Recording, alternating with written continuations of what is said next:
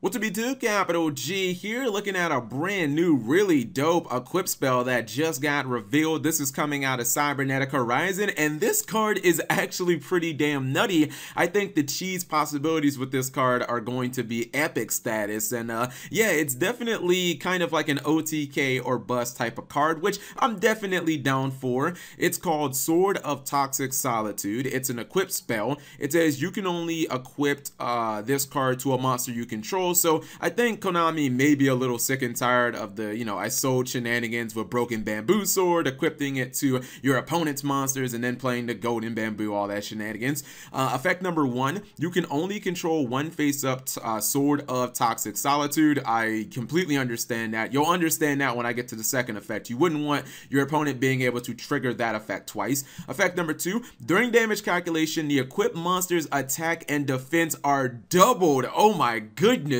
I saw that and I was like, whoa. I really expected, when I saw that the attack and defense were going to be doubled, I really expected something crappy, like for it to be, like for it to do 0 damage or like half damage or get destroyed during the end phase. But no, there's none of that, although there is a restriction.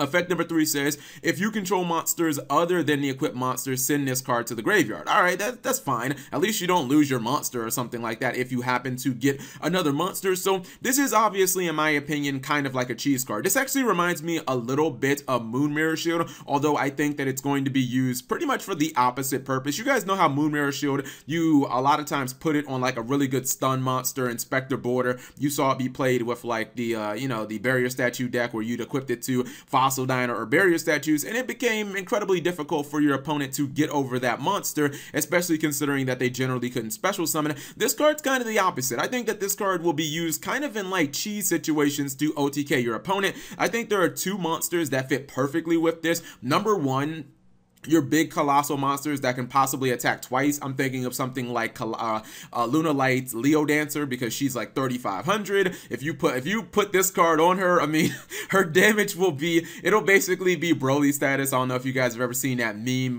Broly, his power is maximum, but I mean, imagine a 3,500 attack monster whose attack is doubled, who can attack twice. That's 14,000 damage potentially that she could do. And the other one, and this is actually why I was kind of giddy about this card, and I'm like, bro, I think this is like the perfect solution, is Blue Eyes Chaos Max, a monster that does double piercing damage, well, double battle damage and pierces. I was thinking, actually, I've been trying to make a Blue Eyes deck, like a Chaos Max deck that can kind of OTK, and I thought about using like Ojama tokens, right? Because if an Ojama token is attacked by Chaos Max, you do 7,300 damage, but with this card, you'd actually do like 14,300 damage, because your Blue Eyes Chaos Max goes to 8,000 attack. So this might be the missing link to make Blue Eyes Chaos Max, go to like the next level and actually start being respected, and not have every single YouTuber talk shit about the deck.